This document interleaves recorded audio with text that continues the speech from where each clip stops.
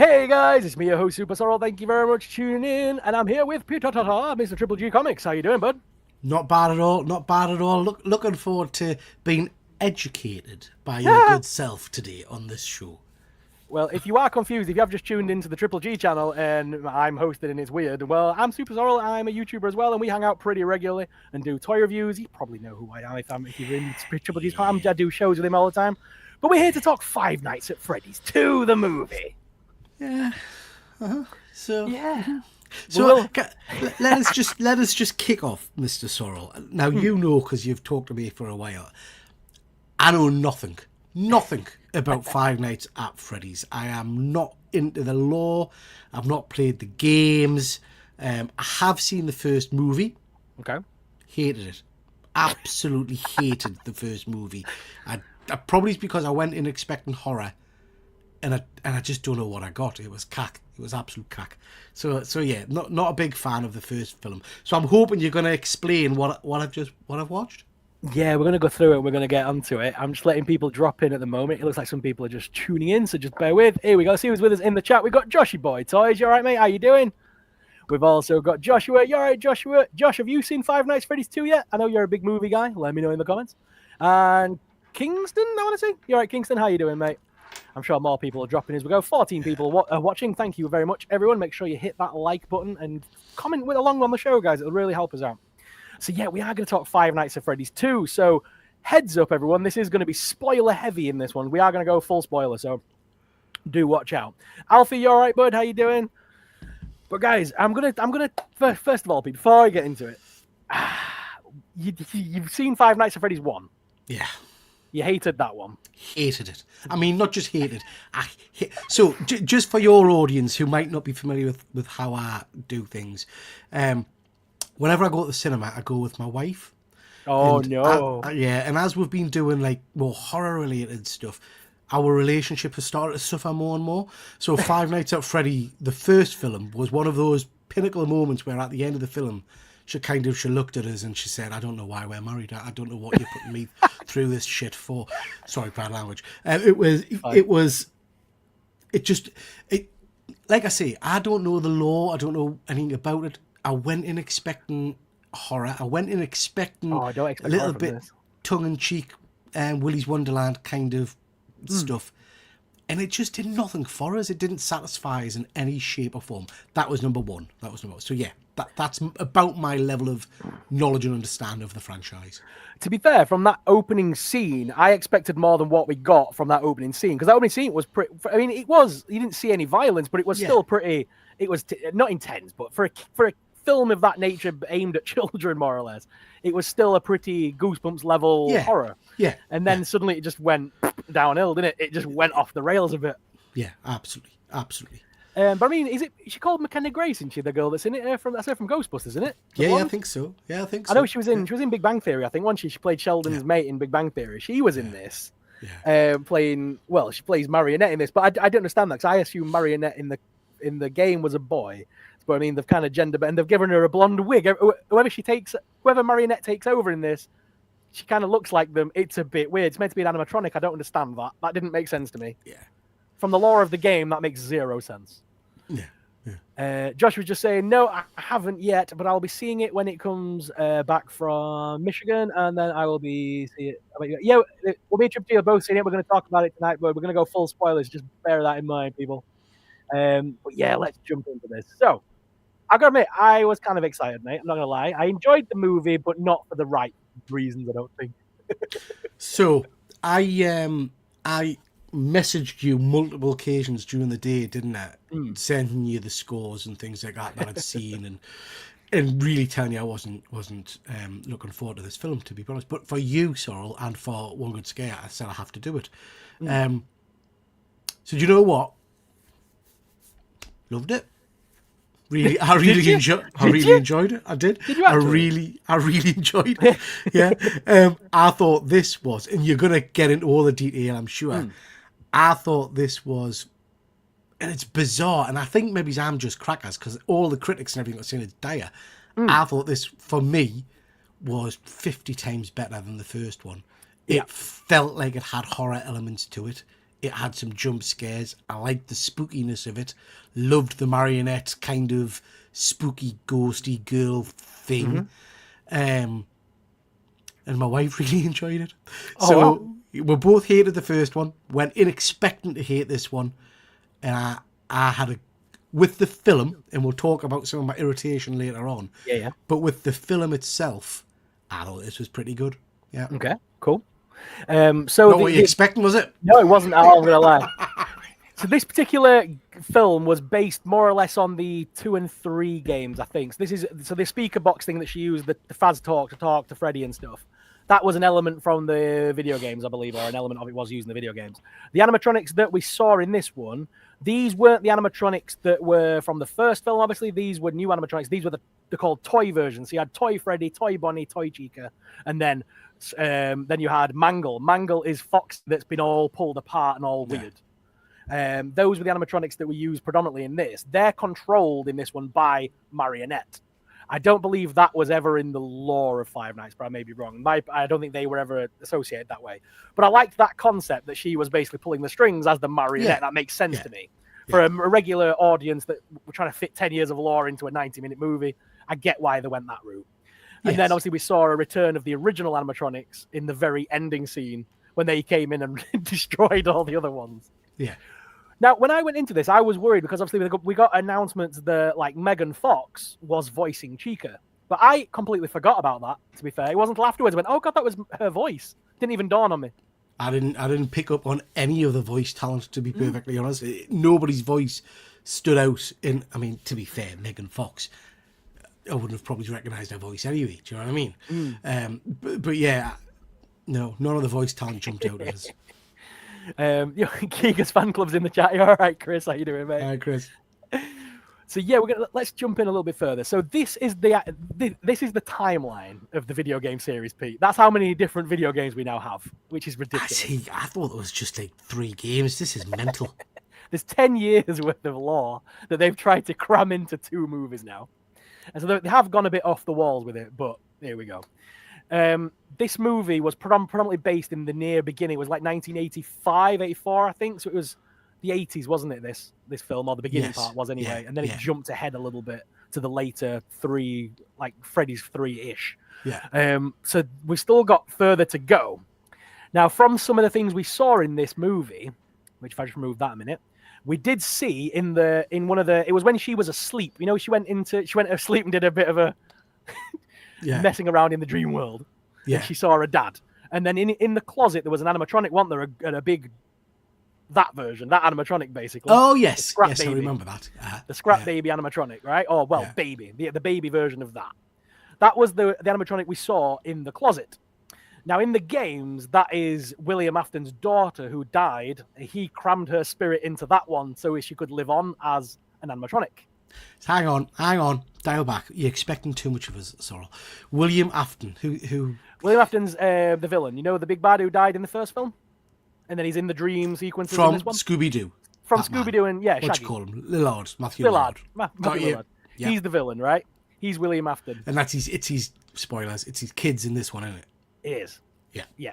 Michael Afton, who's in the video game. That is, to us that have followed the game, that's not a spoiler. Michael Afton's in this. Oh, mate. So again, and I know we'll get to it, I'm glad there's so much in this I didn't get because there was parts. So when he comes on at the very first bit and he kind of walked on and said, "Oh, hello, I'm the security guard," or whatever, the entire friggin' theatre kind of went, "Oh!" And I was like, "What?" So he's the son. He's the son of William Afton. He's the son of the big bad, basically. If you're a Five Nights fan, you knew damn well who he was meant to be because of the outfit he was wearing. He had the badge on and everything.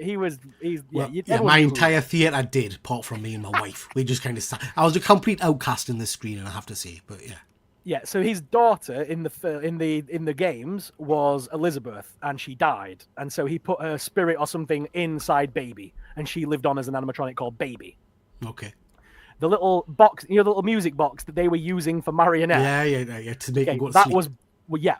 The little dancing ballerina. That was hinting at a character called Ballora, who is a ballerina animatronic. These are all from Sister Location, a game that came out years ago. So is that right? Okay. all the games are based on different franchises. So like you've got the Five Nights at Freddy's one from the first film, then you've got the original location, and that's from a different game. And now that it looks like they're heading towards sister location, which is like later down the line. So how does that? So at the very start, and I don't feel that this was explained or I understood it. At the very start, the young girl that's murdered and becomes Marionette. Marionette, yeah.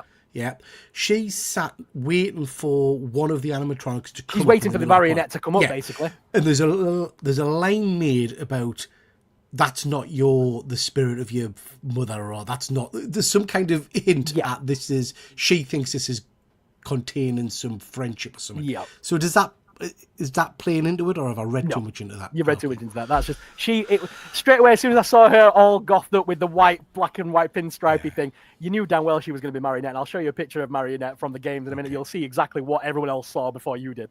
Yeah. But the point I'm driving to in the games, Elizabeth Afton is his daughter. Vanessa is a completely different character. Vanessa in the games was the security guard at a later game called the Faz Complex or something. It was like a bigger version of like a re-release of Five Nights at Freddy's for the Xbox, and it was like she was like the security guard at like the big. It was like a pizzeria / bowling / laser tag / like a big complex. Okay. Right. And she was the security guard in that. And actually, she has her own animatronic because she does become a bad character. She wears a suit like Lillard's character did, and she becomes a character called Vanny. And she kind of wears a rabbity suit as well, and she's a bit of a bad guy as well.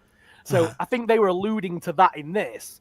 But in the games, the William Afton spirit kind of affects things and becomes that one, which is Glitch Trap, right? I think they're trying to put these two characters together and make it so that Vanessa is going to become this version, like they'll do this. Okay. Because there's too much lore for them to try and fit into these movies, basically. They're trying to narrow it down a bit.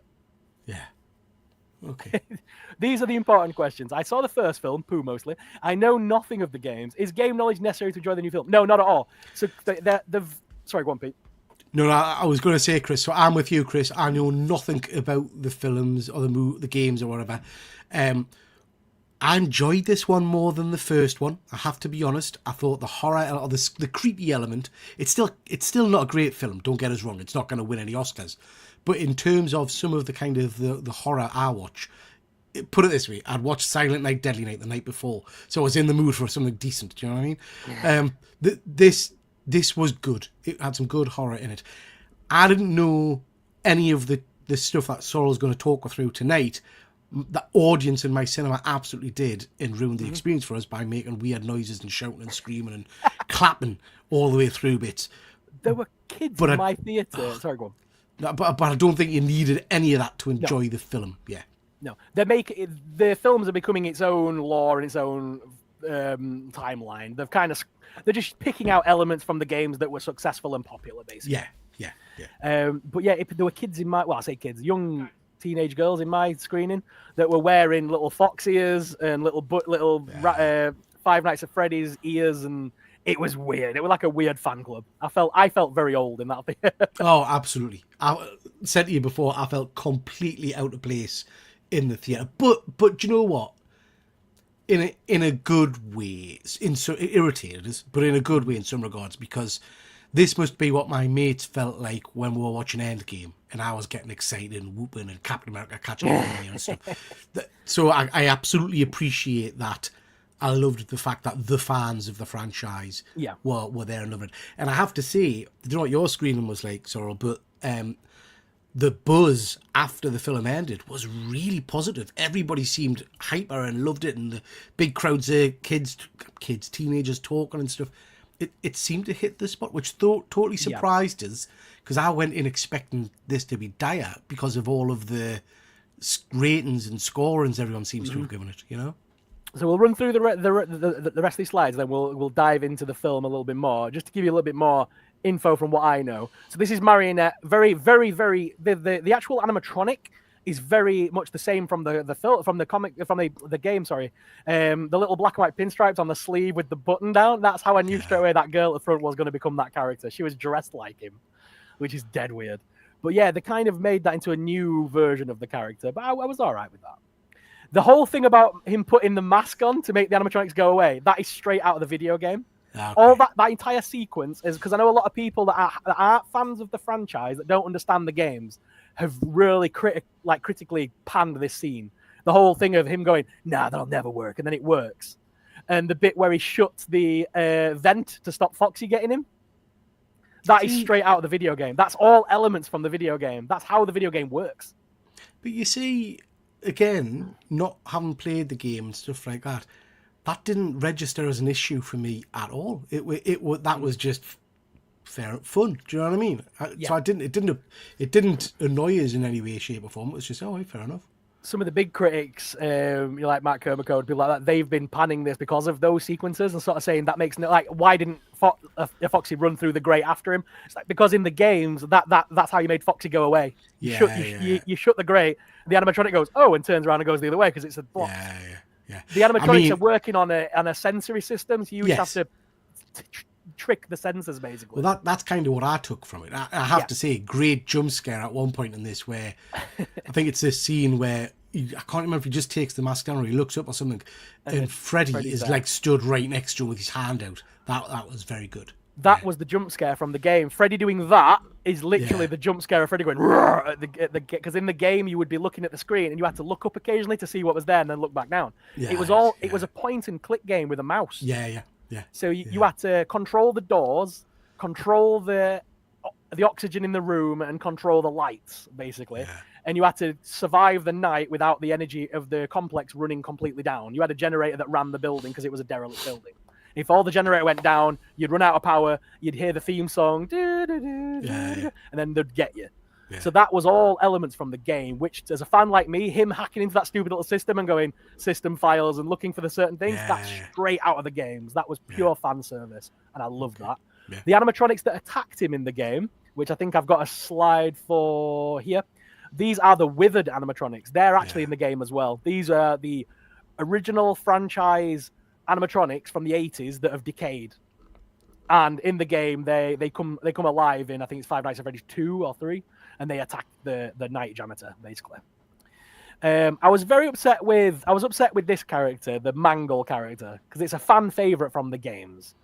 Basically, Foxy in one of the games is a pull apart animatronic, so the kids would play with Foxy and pull his arm and it would extend. And then he'd pull his leg and it would extend. But the idea of this is he's been used so many times that he's now broken. Right. And he becomes a character called Mangle. And Mangle in the games was vicious. It was the evilest animatronic in the game.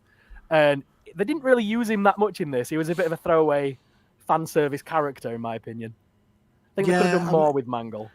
Again, because I didn't have the attachment to the character, I didn't mind it. Do you know what I mean? I didn't get that it was Foxy, to be perfectly honest. I just thought it was a different... I think earlier in the film, did they make comment about one of the characters being broken and pulled to bits and stuff? Yeah, someone says, where's Foxy? And they say, he's smashed or whatever. So, got you. Yeah, so that is this character, basically. There's the baby animatronic that I was talking about earlier. And that was the one that was in the closet in William Afton's house. Or memory. Then this. So massive spoilers here, guys. But this is the post-credit scene. This is the bit that made all the fans go whoa and go nuts.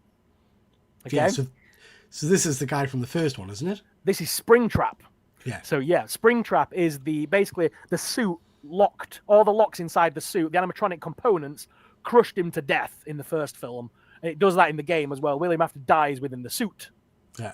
And his spirit, just like the kids that were controlling the animatronics in the first film and in this one, that his evil vengeful spirit becomes Springtrap, a decayed version of the evil bunny character he was in the first film. Yeah. Okay, so that's all the lore stuff out of the way.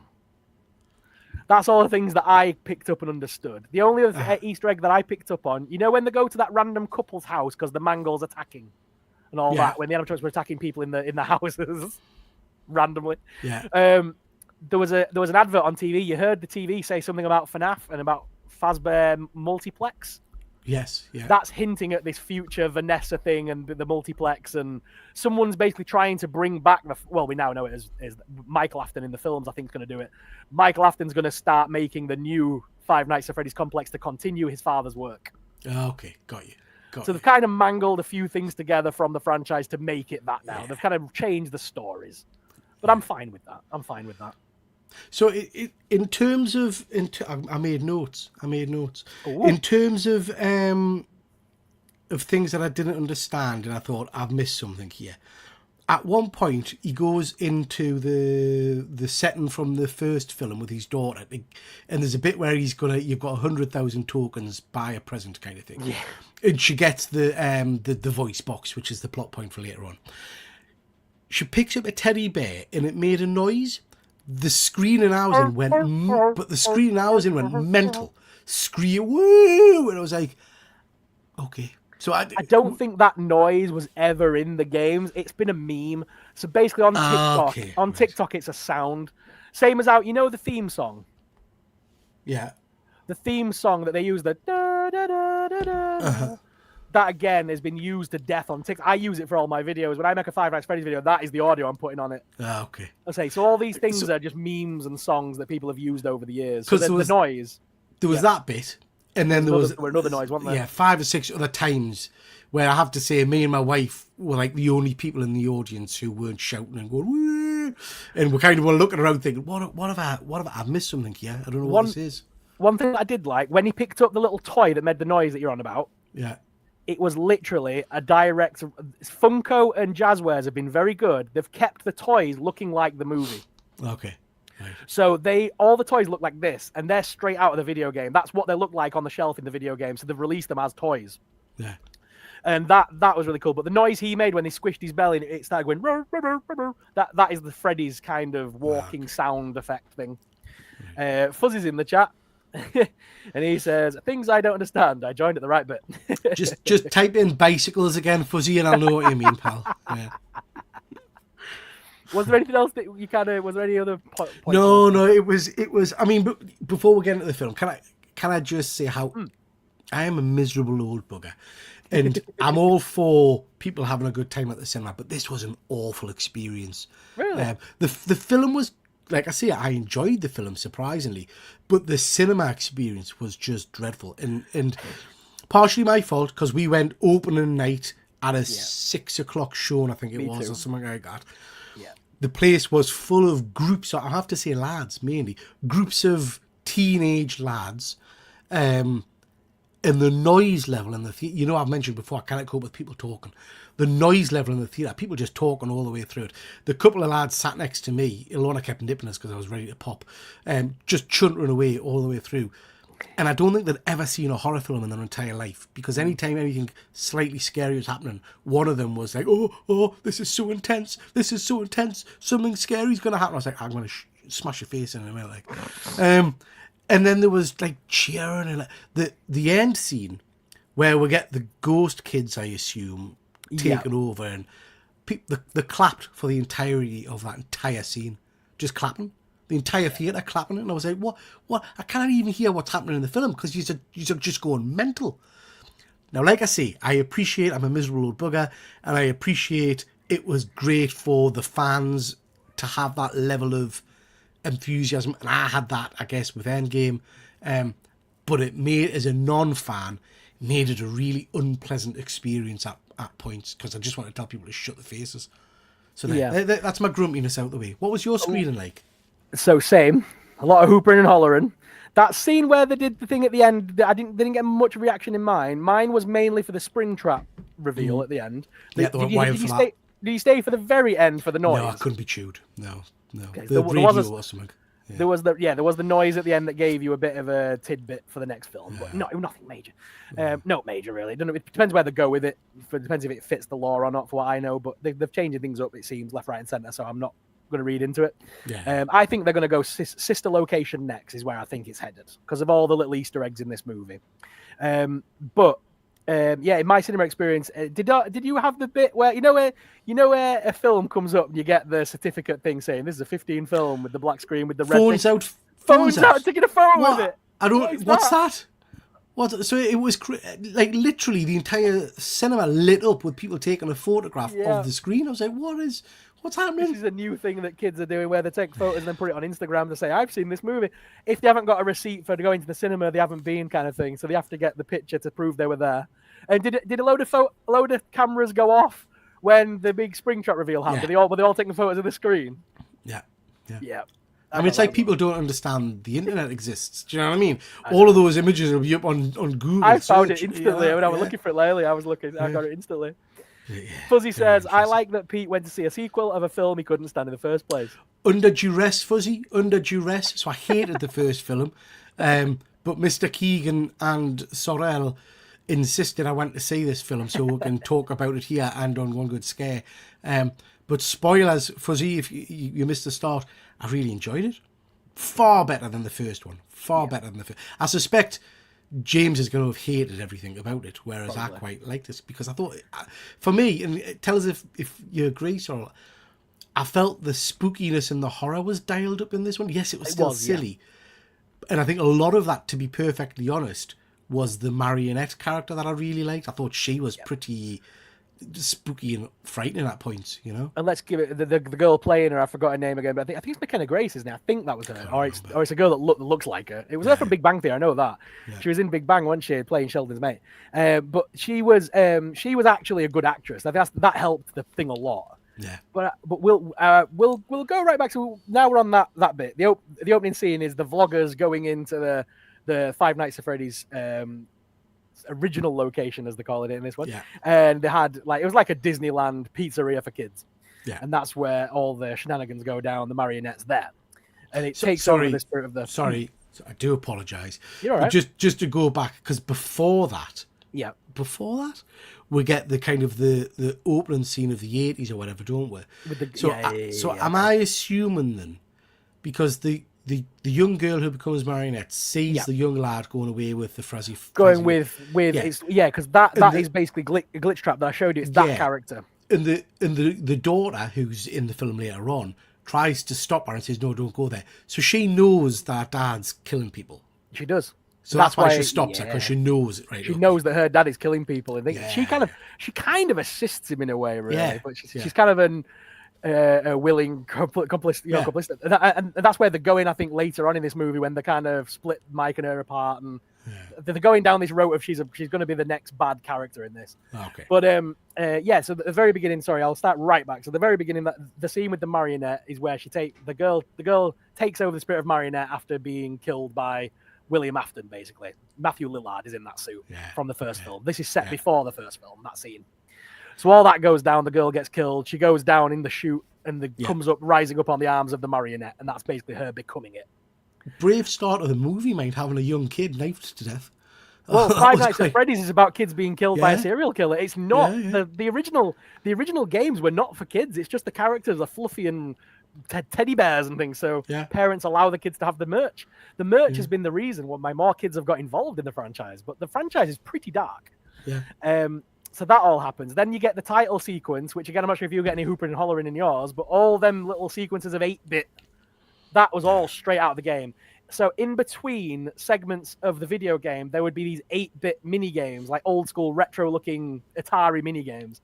So they did that title sequence as homage to that part of the film. Got you. So yeah, that all happens, and that kind of gives you a bit of, if you're a fan of the games, you'll understand what's going on in those little sequences. But after that, then it cuts to the modern day again, and we're back with god awful Hutcherson. I'm not a fan of him at all. I think he's annoying. All the acting was pretty ropey in this. I can't lie. The dialogue was pretty ropey. That opening scene was atrocious. Yeah. Ropey. It didn't, like I say, the night before I'd been watching a really bad horror, so maybe I was numb to it. It didn't stand out as particularly bad for us, I have to say. Because I'm not giving this a glowing review by any means. Sorry, the parents bit was awful. The parents kind of telling people to go away. Yeah, that made no sense. A kid, no one would do that to a child shouting for help. But anyway, it was all part of the story, and they needed that to get where they were going. Yeah. But so then we cut to the modern day with McKenna Grace and that going to the Five Nights at Freddy's pizzeria. She's a vlogger along with like a ghost YouTuber thing. I think that was a thing where they could have had a couple of YouTubers actually in the film as like Markiplier or someone. Okay. I thought they could have used some actual YouTubers that made the game popular. Yeah, because it was because of the YouTuber scene. That's why the video game took off. Yeah. But yeah, anyway, they do that whole scene, and they all die. They all get murdered one by one, and then you're introduced to the Michael Afton character, or you don't know he's Michael Afton at that point, but a security guard who's, you can tell from the offset he's a bad dude. Oh yeah, his acting was brilliant. Yeah, the second he comes up, and I would say, man, this entire scene was pretty good in terms of the horror element. It was creepy and scary, and I liked the stuff in the river with all the, I don't know what they were, the little marionette? The little marionettes, yeah. That was pretty cool. I like that. Yeah. For me, the ropey parts come when it's them two in the diner, or when it's just the girl and Hutcherson. You know what I mean? I thought they were pretty ropey scenes. So for me, that was my problem with the first one, that there wasn't enough of Freddy and all the animatronics and the monsters and stuff. That's probably why I like this one more, because I feel those scenes were less. I didn't have to put up with that shit as much. It was predominantly featured on the little girl. You're right, her acting's not the best and all the rest of it, but I felt it focused less on them and more on the monsters. But you're right, every time they were on, it was like, yeah, just crack on, you know. And then we come to a familiar face from Jurassic Park and Al's Toy Barn, the teacher. Yeah. I forgot the actor's name, but he was it's the guy from Jurassic Park who gets spat on by the Dilophosaurus. Yeah. He's lost a lot of weight, man. He has. He's looking good. He's looking good for his age. It telegraphed from the second he comes on screen, you know he's dying. Yeah. The moment he starts being evil to a child about a robot. Yeah. And the fact that they're taking a robotics class amused the crap out of me, really. But there's design and technology, and then there's that. Yeah, but no, he was, I mean, I recognised him as soon as he came on, but like you say, the script was so hammy in terms of him that you kind of thought, yeah, he's gonna get it. He's getting it. Yeah. Oh God. And then they get all about the girl wanting to see her friends from the first film. That all that were just, for me, ropey. As a father, it was hard, but I mean, it's still very ropey, and it made me go. It took me out of it a little bit. I like just get to the friggin' part that I want to see. just get to the pizzeria, please. That whole middle section for me was a bit yeah. Once the kid gets kidnapped and more or less kidnapped and taken, she gets lured by the Fazbear thing, doesn't she? Yeah. By the speak and spell thing. Yeah, I think that, again, the human parts of this weren't as interesting as the rest of it, and it didn't spoil it for us, but it didn't blow us away. Do you know what I mean? It didn't blow us away. I did mind the elements of getting them out of the pizzeria and things like that. That was pretty cool. I quite like that. Yeah. Owen, you all right, bud? Immediately, welcome to the chat, mate. How you doing? But yeah, the bits where they were out the pizzeria. So after that, then we get so the girl gets lured to the restaurant. Vanessa goes to see her friend who's trapped as the marionette, basically. All that kind of shenanigans goes down. And then the kind of movie takes off a little bit and it gets a bit better. At that point, I felt like it improved a lot. Yeah. But the reveal of Skeet Ulrich, they were really playing that up, weren't they? They did really left it to the very last moment to show his face, didn't they? Like, they built it up of, I'm going to this dude's house, and then everyone's like, it's gonna be Skeet, and then it's like he opens the door, they don't show his face, they just show Hutcherson going in. Then he's got his back to her when he's making a coffee, and then they do the reveal of his face, and everyone in my theater went, yeah. But why? So is he linked to the game? Again, there's kind of a link there, but not really. They've changed his character up quite a lot.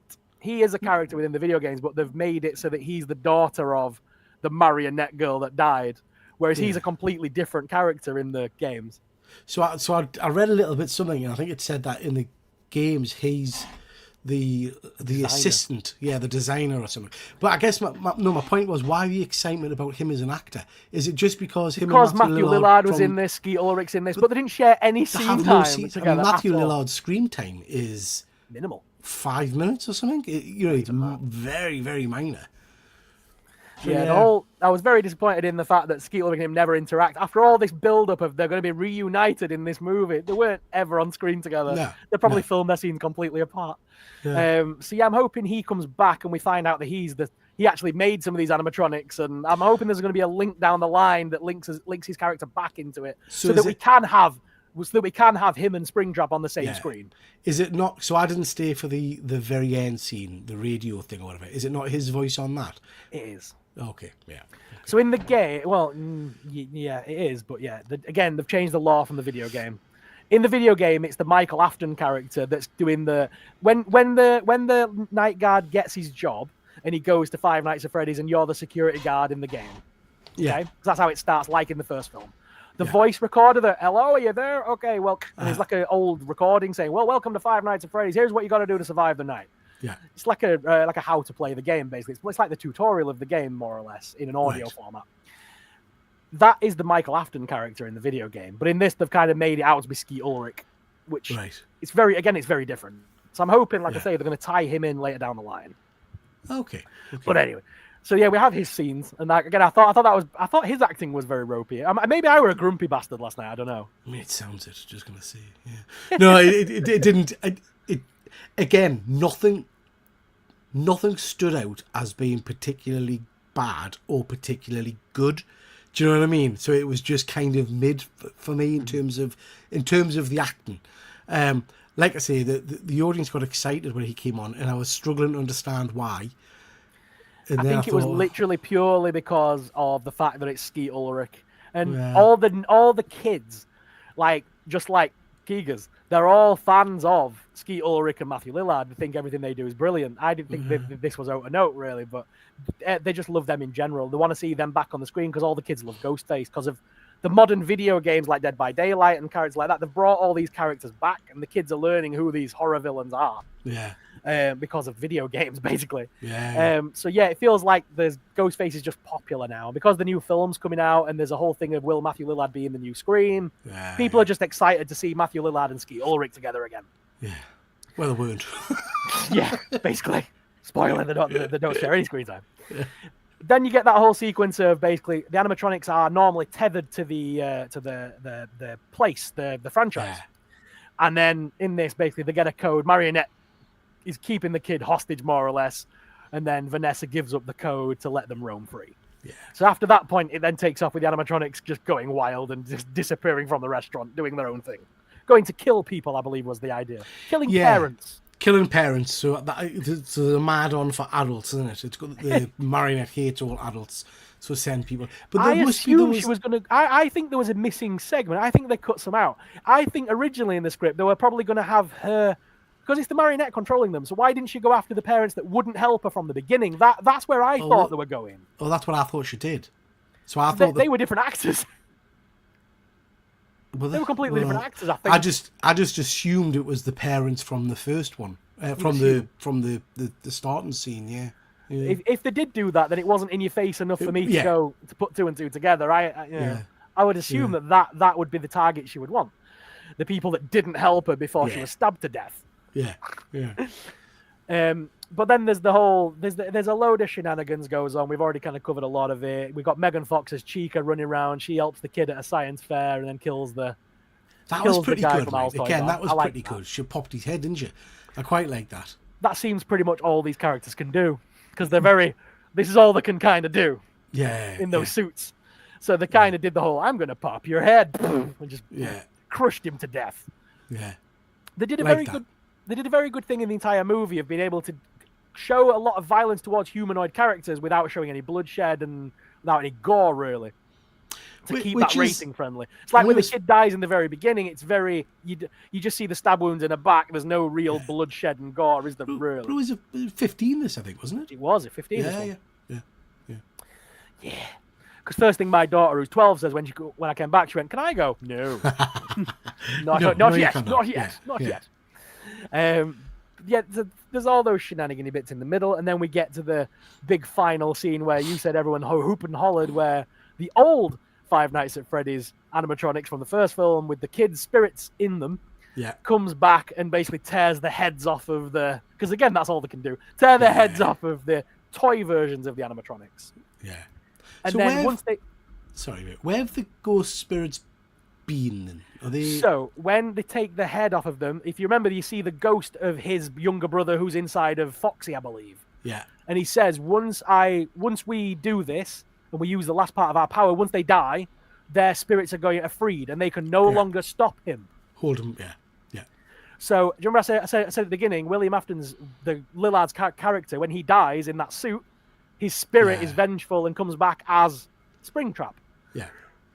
They have been keeping Springtrap from escaping. Got you. Yeah. But now they've put the programming codes in to allow the animatronics to leave the place because they never put the code back in. Yeah. At no point in that movie did Vanessa ever go back and go, oh, we need to put the code back in to stop them leaving. Yeah. So Springtrap can leave the building. Yeah. So they were saying, once we've done this, we can no longer hold his spirit back.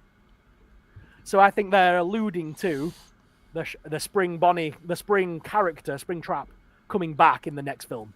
Okay.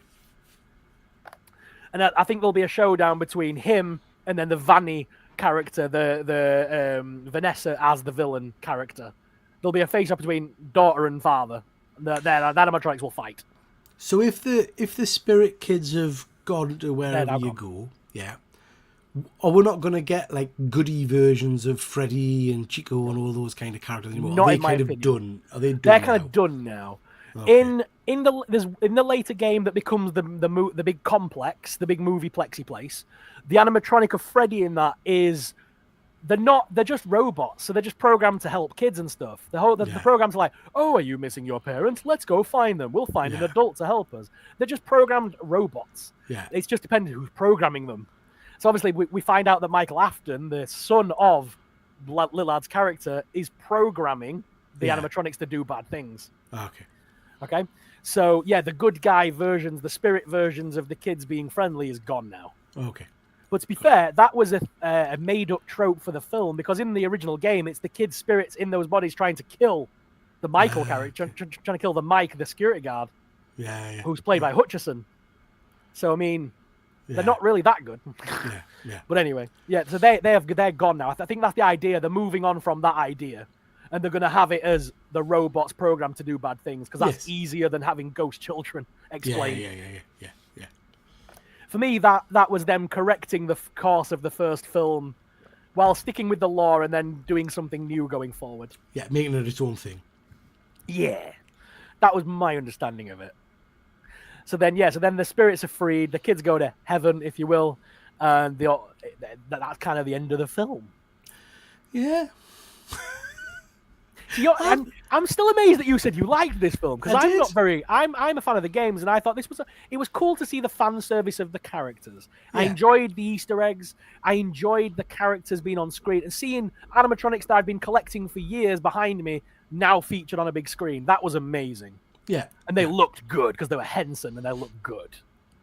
But I enjoyed the horror / scary element. Bear in mind, I'm a big fan of Willy's Wonderland with Nick Cage. I love Willy's Wonderland. You know, and this has got some ropey acting in it, but actually is a switch your brain off kind of. It is popcorn flick, kiddie-ish, popcornish adventure flick. This was okay. It was serviceable. I put it this way: I would pick watching this any day over some of the films we've watched over the last year. You know, like the, you know, I always use it, the Walking Through the Woods murderer. Oh God, stuff like that. This was not great by any stretch of the imagination, but I was entertained and I thought it was fun. Will I rush back to watch it again? Probably not. No. It's not. See, I've got the original film on DVD. I've never watched it since. I bought it to own the DVD because I wanted it, but I've never watched it again. I saw it in the cinemas, and that's the only time I've ever watched that film. Yeah, absolutely. This one I would probably watch one more time on DVD because I did enjoy certain scenes in it. There were certain bits that were good. It was just these middle humanoid elements that if they took out, I think it would be a great film. And I mean, I guess for me again, I've said it a few times, but the starring factor for me was the marionette and how creepy that was, even when it was the kind of not the robot, but the kind of the ghost girl kind of inhabiting bodies and things and moving around and the glowing eyes. It was creepy. It was good spookiness, you know? Yeah. I enjoyed that element of it. I thought that was really good. The good bears versus the bad bears at the end happened very quickly. There was, like I say, a cheer every time everything happened. And it was all right, But again, like I say, I'm not probably the target audience for it. No. I think the fans might have got more from that than I did, but it was okay. It was serviceable. Yeah. I'm still hoping that in the future we will get a film, and it's probably not going to be in this franchise. This franchise is clearly PG-13 aimed at children. Yeah. But I'm hoping for someone to take over this franchise at some point and give us I just want, like, you like when Nicolas Cage did Willy's Wonderland. I want the silent protagonist that turns up at Five Nights at Freddy's and he's a security guard for Five Nights at Freddy's. I want the actual film to be Five Nights at Freddy's, like in the game. It's like over the course of 5 nights. Yeah. And that's what I want. I want a film that takes place of a security guard that has to stay there for 5 nights straight and has to deal with the animatronics going wild on a night. Yeah. That's what I want. And I just want him locked in a building with that element. I don't want all this extra. He's got it's the sister or whatever. He's got to look after her and he's got a ropey relationship with a psycho. And I don't need all those bits. I just need the killing robots bit. I think what I would say, mind, is I don't think it's deserving of all of the criticism it's been getting. No, it's not. I think it's some of the critics and things. I mean, to be fair, if you look at the critical score versus the audience score, it's massively different. But the critics have mauled this. I mean, ripped it to shreds, and I don't think it's that bad. Do you know what I mean? I don't think it's worth that piece. Put it this way. I really didn't want to go and see this, but I did it because we're going to do shows on it and stuff like that. When number 3 comes out, I'll be much more inclined to say, "Oh yeah, I'll go and see that." I am over my negativity on Five Nights at Freddy's because of this film, really. And I am interested in having a go on one of the games. I'll probably pick a game to try on PC and have a blast on that. Play the original. Yeah. Play Five Nights at Freddy's 1 and just, enjoy the jump scares and please record yourself while you do it because I would love to see that. I'd love to see you jumping out of your freaking skin playing that game because the games are terrifying. Yeah. Because the games have suspense because you can hear the animatronic going towards your door and you've not got much power left. You're like, I've got to time it, wait for him to get there and then shut the door. And when you get that just wrong and you see his little, and you do the whole, like everything just goes, you're like, no. And there's literally, it waits for you. The game just stops dead and waits. And all of a sudden you'll get the, I might give it a go. It's good. Please play. I'd love to see that. Yeah. But Pete, out of 5, mate, what would you give this movie? I'm going 3. Yeah, I think 3's fair. It's like I say, standard average. Yeah, it's average. It entertained us. It entertained us. I didn't hate it like I hated the first one, but I wouldn't rush back to see it again. Yeah. But I thought it was okay. So yeah, but I think middle of the road 3 is where I would probably go with this. Yeah, I'm a fan of the game. I loved some of the Easter eggs, but I thought the storyline was a bit too kiddyish for me. But again, it's not. I'm like we said, we're not the target audience. But I don't think it deserves, like you said, the criticism that a lot of people are giving it.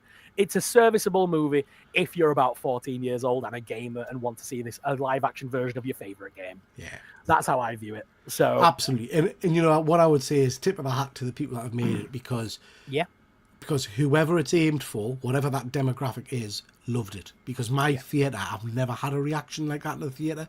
Even, like I say, Endgame, which was more middle-aged men, were excited, but this was consistent throughout the entire film. People were just hyped. So the fans, certainly the theatre I was in, the fans seem to be lapping this up. Yeah, definitely. And same in mine. Again, we're not who this movie was aimed at. Same with the Minecraft movie. I enjoyed that. Again, it wasn't really aimed at me. Yeah. Same with... there's a lot of these game to movie things. Like Mario was serviceable enough. I enjoyed it. Wasn't aimed at me.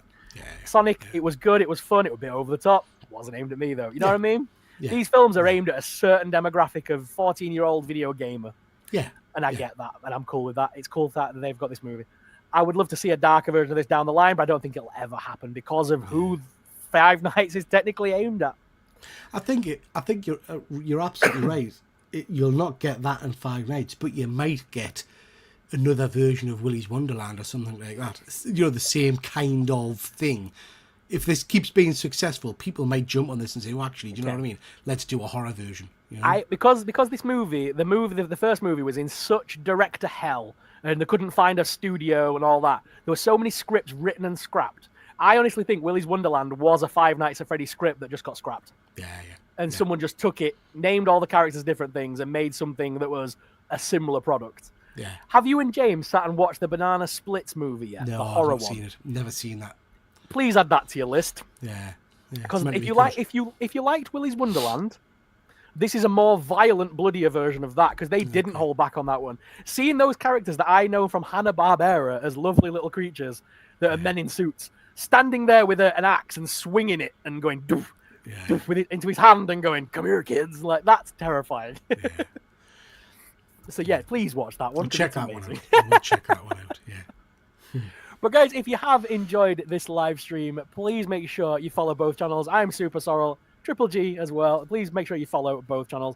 Nate, you're going live in about half an hour, aren't you, on your channel? Oh, half an hour or so. Half an hour, just for a quick 10 minutes, just to build some of these blocky things from my Lego blocky channel. So yeah, about half an hour or so, we'll be building some Transformers live. You get to see my chubby digits live in action. You're right, Rod. Thanks for tuning in, mate. Hi, Rod. But yeah, we're going to be... Pete will be live doing a solo show in about half an hour. I'm going to be live again at 8 o'clock tonight doing some toy news, so make sure you tune in for that as well. Oh, sorry, I should also say, it's not it'll be finished hopefully about 4 years. I'm on Mr. McGroovy's channel at 7 o'clock for an interview show thing, I think it is. So 7 o'clock on Mr. McGroovy's channel. Oh, you're doing that tonight? I thought you'd already done Mr. McGroovy. You doing it again? So I've done an interview with Mr. McGroovy, and now he's trying to do a live show with a few different people, I think. So he asked us if I would jump on. I said, yeah. Enjoy. So I think that's 7 o'clock. Okie dokie. And then we're back with you on Tuesday on your show? Tuesday, tomorrow, I'll be doing my usual kind of solo show, probably 3 o'clock, where I'll add in the that day's Transformers build, but also talk about some comics I've been reading and things like that. Awesome. And then I think it's Wednesday the 10th. We're doing the comics. I know. When do I have time to do anything else? Do you know what I mean? Wednesday the 10th, we're going to be on Efren's show, right? We're doing the questions. I think so. Yeah. And then on the 17th, we're all back here on my channel. On your channel. To do an advanced look at the movies that are coming out for 2026. We need to squeeze the Christmas quiz in there somehow as well. So yeah, we'll figure out when we're going to do that. Are we doing that on a Tuesday show? No idea. We'll figure it out. But I'm sure we can do. I'm sure pretty much the 2026 show and the Efren show will be on across all channels anyway. I'm sure we'll all be streaming everything. So you make sure you like and subscribe all the channels, guys. Thank you all very much for watching. As always, I'm your host, Super Sorrel. I'll catch you in the next one. Pete, anything else from you? No, thanks very much. Enjoyed it. Stay super. Bye. Bye. Wave it. Awkward camera. Wave a bit.